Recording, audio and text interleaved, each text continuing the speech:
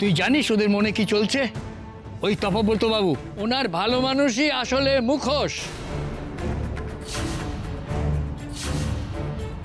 আসলে উনি তোকে ব্যবহার করতে চান, তোর ভবিষ্যৎ দেখতে পাওয়ার ক্ষমতাকে ব্যবহার করতে চান।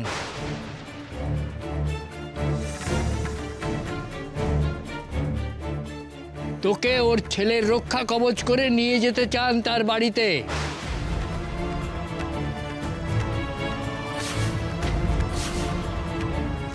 দাদু, শুধু তাই নয়, আমি যখন তাকে বলেছি আমি আমার নাতনিকে যেতে দেব না ওর বাড়িতে, তখন তিনি কি বলেছেন জানিস? বলেছেন যত টাকা চাই দেব।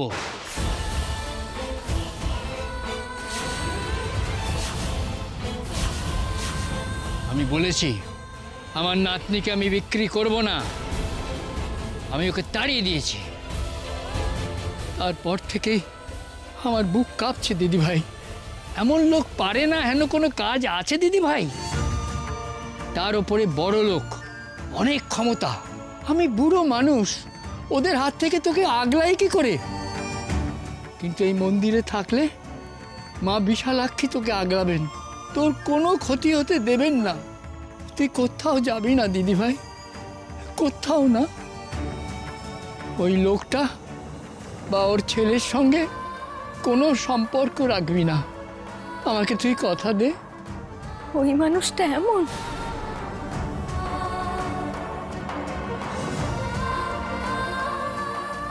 আমি কেমন বোকা দেখো দাদু। ওই মানুষটাকে নাকি নিজের বাবার মতো ভেবে বসলেন।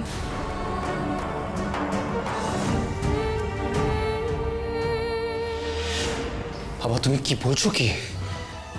তুই এভাবে কেন রিয়াক্ট করছিস দীপু? আমি আমি খারাপ কিছু বলেছি কি? মেয়েটা তোকে প্রাণে বাঁচিয়েছে। সো হোয়াট বাবা? Are you serious? Just because মেয়েটি আমাকে প্রাণে বাঁচিয়েছে তাই বলে ওকে বিয়ে করতে হবে? বাবা আমি কিন্তু তোমার কাছ থেকে কখনো এক্সপেক্ট করিনি। না শোন, তুই অযথা রেগে যাচ্ছিস। আর তুই আমার কথাটা শোন। কি শুনবো বলো তো? না কি শুনবো বাবা? তুমি ওই মেয়েটার মধ্যে এমন কি দেখলে যে তাকে তুমি আমাদের বাড়ির বউ করতে চাইছো, আমার সাথে তার বিয়ে দিতে চাইছো? কি দেখলে? শিক্ষা দীক্ষা ক্লাস কিচ্ছু নেই।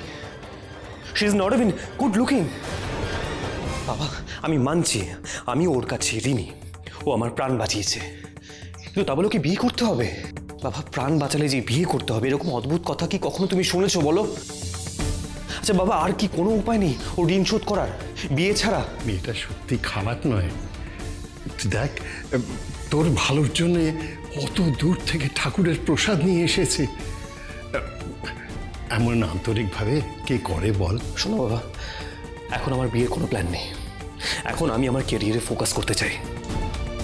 আর যদি আমাকে বিয়ে করতেই হয় সেটা আমি আমার মায়ের ইচ্ছে করব।